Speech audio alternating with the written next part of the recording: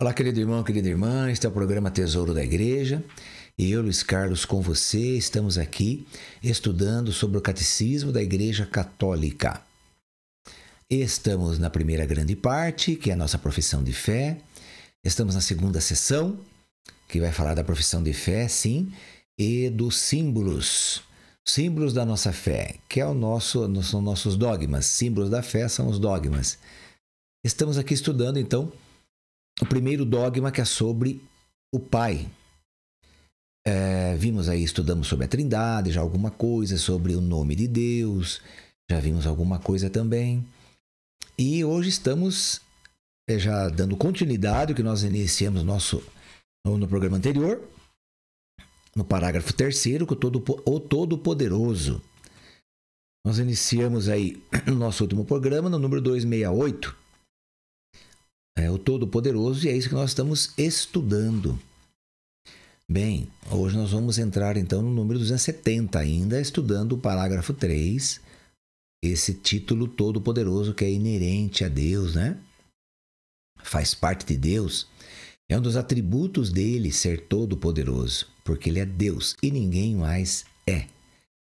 Por isso que ele diz, eu sou aquele que sou. Bem, o livro da sabedoria, livro da sabedoria no capítulo 11, versículo 23, vai dizer, tu te compadeces de todos, porque tudo podes. Então nós estamos vendo no nosso último programa aí, sobre ele ser todo poderoso e nesse atributo dele, ele dá liberdade ao ser humano, sim, dá liberdade aos anjos também, são as criaturas que ele fez, e nós somos dotados dessa liberdade, porque nós estávamos ontem refletindo sobre uma pergunta. Se Deus é todo poderoso, por que ele não me livra das doenças?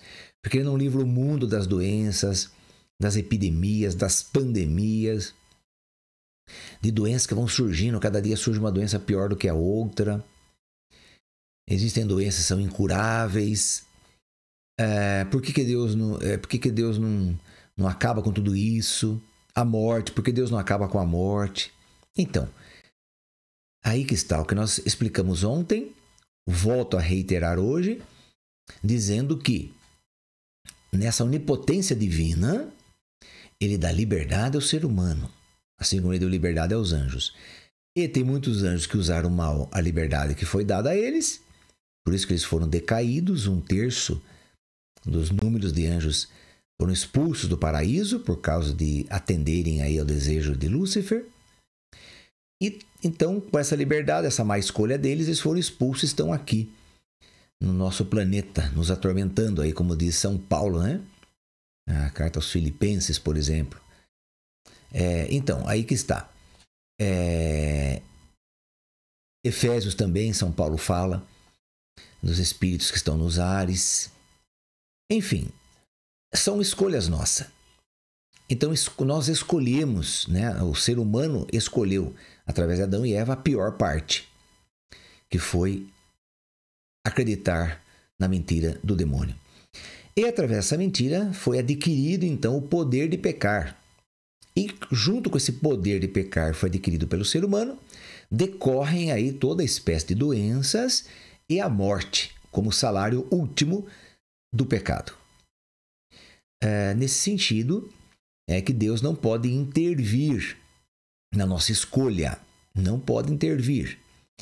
Então ele permite. Então você vai dizer assim, mas então Deus é ruim, porque ele permite que aconteçam acidentes, que pessoas nasçam com situações aí, sem membros, ou sem alguns membros, ou sem nenhum, que nasçam com problemas na mente, na cabeça, nasçam doentes da mente, etc. Então, Deus permite isso, então Deus é ruim.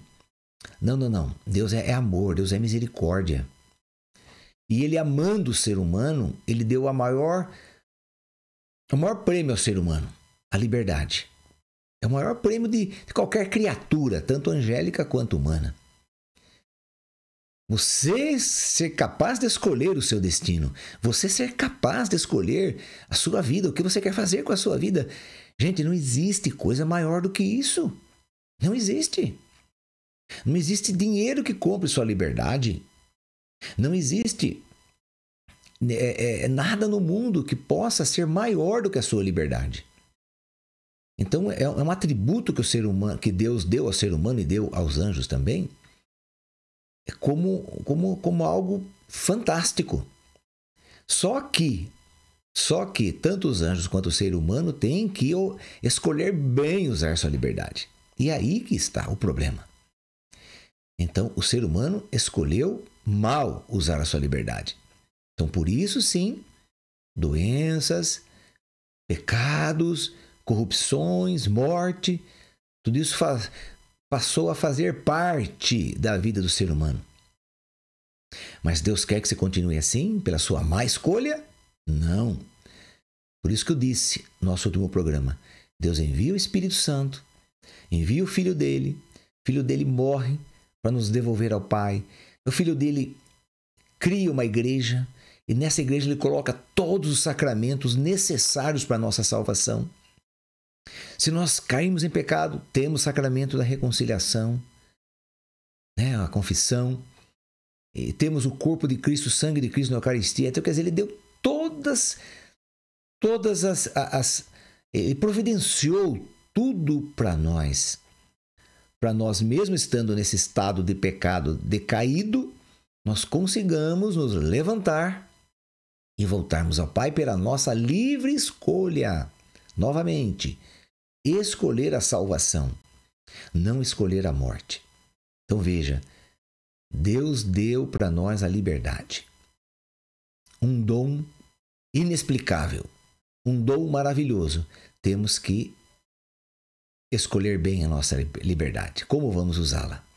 Então, por isso sim, Deus permite que isso tudo aconteça porque Ele é amor, porque Ele deu a liberdade ao ser humano. Ok? Mas Deus não quer a doença, Deus não quer a morte, Ele é contra tudo isso. Ok? Mas Ele respeita a decisão do ser humano. Vamos lá. Então, no número 270, Deus é o Pai Todo-Poderoso. Sua paternidade e seu poder iluminam-se mutuamente. Com efeito, ele mostra a sua onipotência paternal pela maneira como cuida das nossas necessidades, pela adoção filial também, que nos outorga reis para mim, filhos e filhas. Então, que nos outorga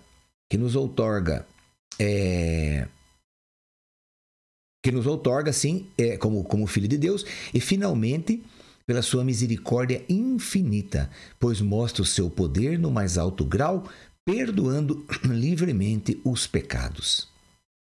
Como está em 2 Coríntios 6:8, serei para vós um pai, e sereis para mim filhos e filhas, diz o Senhor Todo-Poderoso, 2 Coríntios 6:18.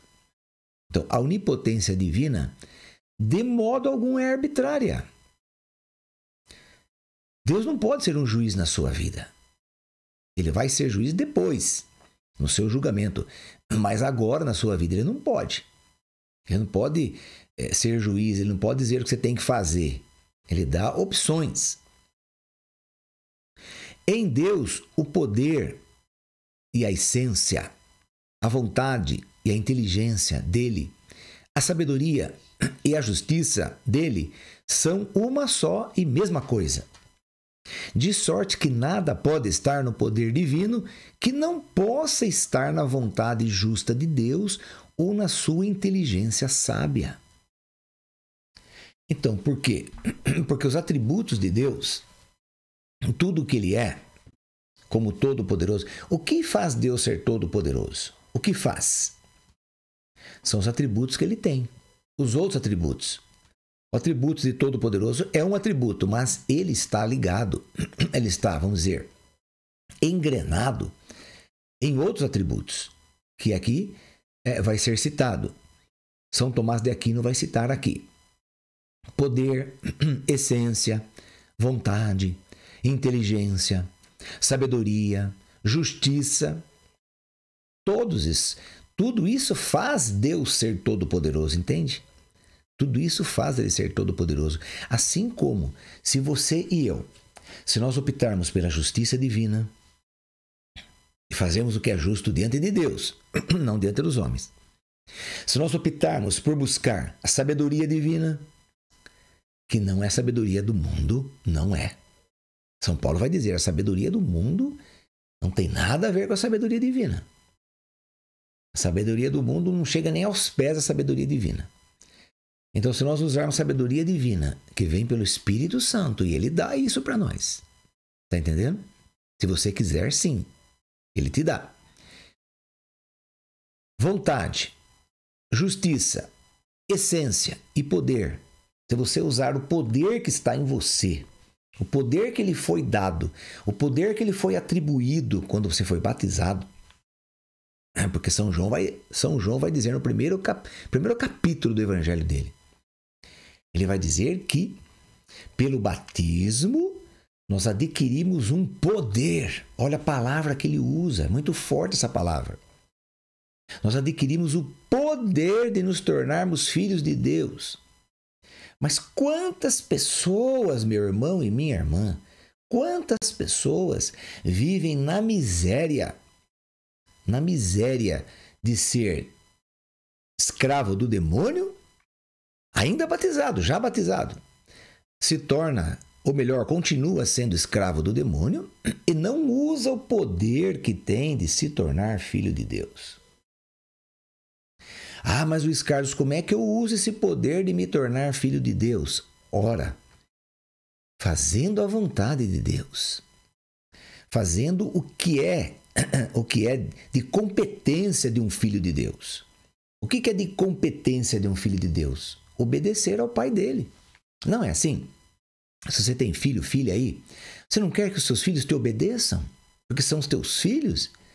E você é pai e mãe deles? Então eles têm que obedecer você. Você exige a obediência do seu filho, não exige? Exige. Deus também exige obediência.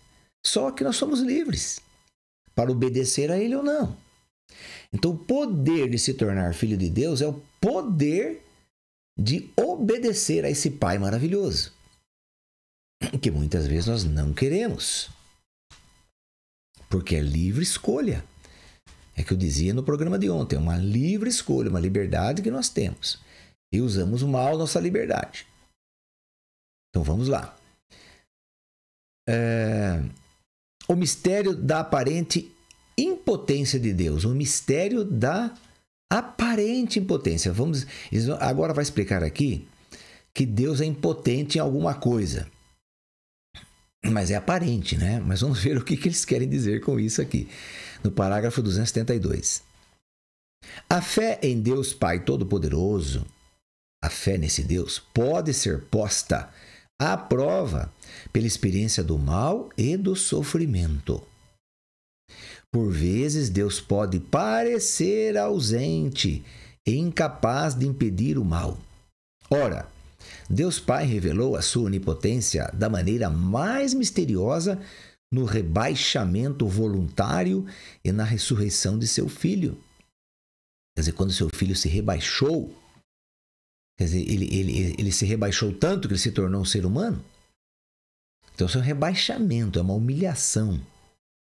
É um aniquilamento que o Verbo fez. Quando ele se tornou ser humano, ele se aniquilou, se rebaixou, se humilhou. Então, por isso que está falando aqui, né? O rebaixamento voluntário, quer dizer, ele fez isso porque ele quis também, na liberdade dele. Ele não foi obrigado a fazer, não. O pai não obrigou o filho a fazer. Não falou, você vai agora, vai fazer isso, eu mando em você. Não, de forma nenhuma. O filho veio por liberdade própria. Porque ele ama o pai. E ama o ser humano. Eu digo a você, eu, Luiz Carlos, digo que o Filho de Deus nos ama tanto quanto ele ama o Pai. Tem gente que diz, ele ama mais a nós do que ao Pai. Por quê? Porque ele morreu por nossa causa. Não morreu por causa do Pai. Então ele ama mais a nós do que o Pai. Bem, eu não chego a dizer tanto isso, eu não chego nessa nessa conclusão aí. Mas a minha conclusão é que Ele nos ama tanto quanto. Porque Ele nos amou e se entregou por amar o Pai, por ser obediente ao Pai. Então eu creio que nós não merecíamos esse amor de forma alguma, mas que o amor com que Ele ama o Pai, Ele nos amou também. Mas, como diz aqui, é um rebaixamento voluntário. E também na ressurreição dele, né? Pela ressurreição, ele vence o mal. Assim, Cristo crucificado é o poder de Deus e a sabedoria de Deus. Isso está em 1 Coríntios, capítulo 1, versículo 24. É uma frase de São Paulo que nós podemos aqui ficar dias e dias e dias falando sobre essa frase. Porque é uma coisa teológica profundíssima, profundíssima. Dizer que o Filho é o poder de Deus e é a sabedoria de Deus.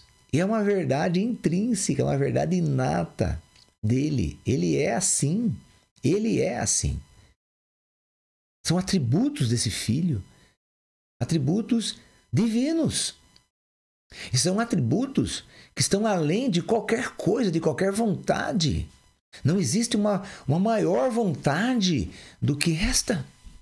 Não existe. Então, vamos lá. Continuando ainda esse 1 Coríntios 1, 24 e 25. Pois, então, o poder de Deus, né? Cristo crucificado, vou repetir aqui, Cristo crucificado é poder de Deus e sabedoria de Deus. Por quê? Pois o que é loucura de Deus é mais sábio do que os homens. E o que é fraqueza de Deus é mais forte do que os homens. Bom, o que é loucura de Deus? Deus é louco por um acaso? Deus não é louco. Mas o amor dele por cada um de nós é tanto que se expressa como uma loucura. Entende? Vou dar um exemplo humano, que não tem nada a ver com Deus, mas eu creio que você vai entender. 2 jovens, quando eles se apaixonam perdidamente, que a paixão você sabe que é uma loucura. Uma loucura. Aí as pessoas, os dois ali, cometem atos sem pensar, sem raciocinar. Por isso que é chamado de loucura. Porque é chamado, a pessoa não raciocina, não pensa, não mede as consequências. Então, nós nos amamos, mas meu pai não quer, minha mãe não quer. Não, vamos fugir. E a gente vai viver, aí a gente se vira e pronto, os dois fogem, aquela coisa toda, aquela paixão, aquela loucura, chamada loucura. Bem, a paixão de Cristo é chamada de loucura também. É chamada de loucura porque ele se entregou a uma morte, a uma morte infame, a uma morte humilhante ao extremo e dolorosa ao extremo. Ele se entregou por amor. Então por isso que chama-se paixão, porque é um amor apaixonado, é um amor que o Filho tem por nós, é um amor que não mede consequências. Então isso que é um amor de paixão, é um amor que não mede consequência, é um louco amor, loucura. Por isso que eu faço loucuras de amor por você, vamos dizer assim, as pessoas apaixonadas. Então o que o Filho fez? O Filho fez loucuras de amor por nós. Um amor louco, um amor desenfreado, um amor que não mede consequências. É amor que não pensa. Que ama, é como uma mãe. A mãe ama tanto seu filho, sua filha, que ela não mede consequência, não importa se ela vai ser taxada de louca na rua pelas pessoas, não importa, mas ela vai enfrentar. A mãe, o pai também, mas a mãe muito mais. Ela enfrenta inimigos muito mais forte que ela, 10 vezes mais forte que ela, vamos dizer assim, para socorrer seu filho ou sua filha. É verdade ou não é o que estou falando? Você sabe que é verdade. Então, se nós, sendo seres humanos, Se a mãe, que é o ser humano, faz loucuras e enfrenta inimigos muito superiores a ela para defender seu filho e sua filha, nem que ela morra, mas ela foi defender. Então, se uma mãe, que é um ser humano cheio de pecado, é capaz de fazer isso, você imagina Deus. Você imagina o Filho de Deus. Imagine isso. Então, querido irmão, querida irmã, a vontade desse Deus, a vontade de nos salvar, é algo que pertence só a Ele. Não tem outra pessoa que tenha essa vontade de nos salvar. E vontade de praticar a justiça. O que é justiça? Nos devolver ao Pai. Fomos roubados do Pai pelo demônio. Fomos enganados. Fomos coagidos. Caímos na tentação por livre e espontânea vontade? Sim, caímos. Mas fomos roubados. Fomos sequestrados. Agora a justiça é nos devolver ao Pai. É isso que o Filho vem fazer. Então aqui, ainda, eu não terminei aqui o versículo, né? 1 Coríntios 1, 24 e 25. Então, assim Cristo crucificado é poder de Deus e sabedoria de Deus. Bom, como é que é a sabedoria de Deus? A sabedoria de Deus é uma loucura. Essa loucura é mais sábia do que os homens, do que qualquer homem, o mais sabido, o mais inteligente do mundo. Não, a sabedoria desse homem não chega aos pés da loucura de Deus. Não chega. São coisas incomparáveis. Que mais? E o que é fraqueza de Deus é mais forte do que os homens. O que você imagina, meu querido irmão, minha querida irmã? O que você imagina como fraqueza de Deus? O que você acha que é a fraqueza de Deus? Eu digo a você, o que é mais forte nele, em Deus, é a fraqueza dele. Chama-se amor. Chama-se amor. Então, o que é mais forte nele? Ele é amor. Deus é amor. É a maior frase da Bíblia. Se você entender essa frase da Bíblia, que são constituídas por 3 palavras, Deus é amor, você entendeu tudo. Ok? Essa é a maior frase da Bíblia. Explica toda a Bíblia. Se você entender o que Deus é amor, você não precisa ler a Bíblia do Gênesis e do Apocalipse. Não precisa entender, porque você já entendeu tudo. Mas esse amor de Deus que é supremo, que é excelso, que ultrapassa Ele próprio, esse amor dele é a fraqueza dele. Então, se você quer atingir a Deus, se você quer magoar a Deus, se você quer se opor contra Deus, lute contra o ser humano. Faça o mal ao ser humano. Se você quer atingir esse amor de Deus, você pretende atingir a Deus, então derrube o ser humano, maltrate o ser humano, mate o ser humano, roube dele. Então aí você está atingindo a fraqueza de Deus. Aí você está se tornando Deus fraco. Não é? Deus que é tão onipotente, você está deixando ele fraco. Por quê? Porque ele ama o ser humano. Então você destruir o ser humano, você está destruindo o amor de Deus. Você está destruindo em você o amor de Deus. Está vendo? Então o amor de Deus pode ser destruído? Pode sim. Desde que você odeie o seu irmão. Bem, foi na ressurreição, ainda no número 272, né?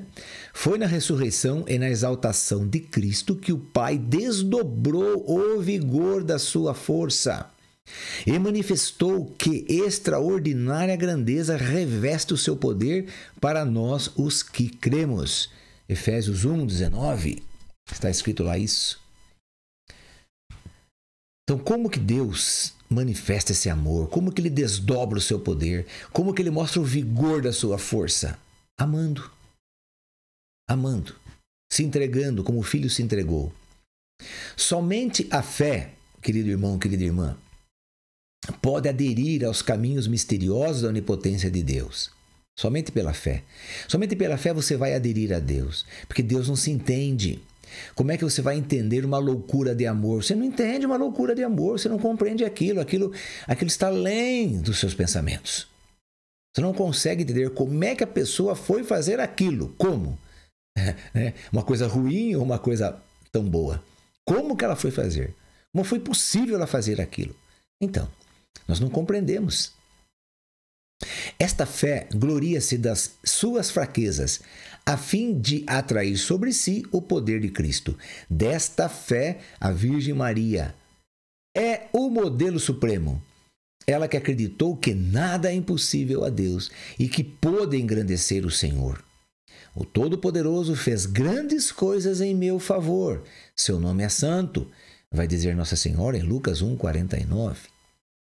Por isso, querido irmão, querida irmã, nada é mais adequado para consolidar a nossa fé e a nossa esperança do que a convicção profundamente gravada nas nossas almas de que nada é impossível a Deus. Nada. É uma convicção que vem pela fé. Convicção. O que é convicção? É uma certeza absoluta que você tem. Você fala, estou convicto, nada vai mudar o que eu penso sobre tal coisa. Estou convicto disso, estou certo disso. Então, convicção vem pela fé. Pois tudo o que o credo a seguir, nós estamos estudando, nos proporá a crer as maiores coisas, as mais incompreensíveis, bem como as que mais ultrapassam as leis ordinárias da natureza, desde que a nossa razão tenha pelo menos ideia da onipotência divina, ela as admitirá facilmente e sem qualquer hesitação. Então, o que o catecismo está querendo dizer para nós aqui, querido irmão, querida irmã? Que se você entender pela fé, se você estiver convicto de que para Deus nada é impossível e de que a loucura dele é maior do que a sabedoria dos homens, se você, pela convicção da fé, sem compreender isso, nós não vamos compreender isso nunca. Como que você vai entender uma loucura? Não dá para entender, é uma loucura. Então, se no seu coração você estiver convicto de que Deus é todo-poderoso e de que o amor dele extrapola qualquer coisa, então você está convidado a continuar comigo estudando o catecismo. Tudo que virá a seguir dependerá dessa sua convicção de hoje.